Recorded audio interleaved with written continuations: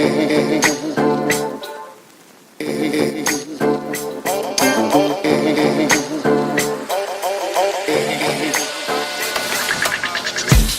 it rains up out here.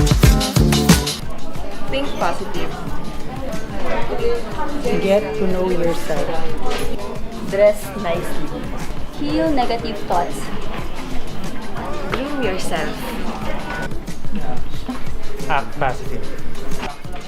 Be kind and generous. Get prepared. Know your principles and live them. Set a small goal and achieve it. Empower yourself with knowledge. Be grateful. Focus on solutions. Work on small things. Volunteer. Change a small habit.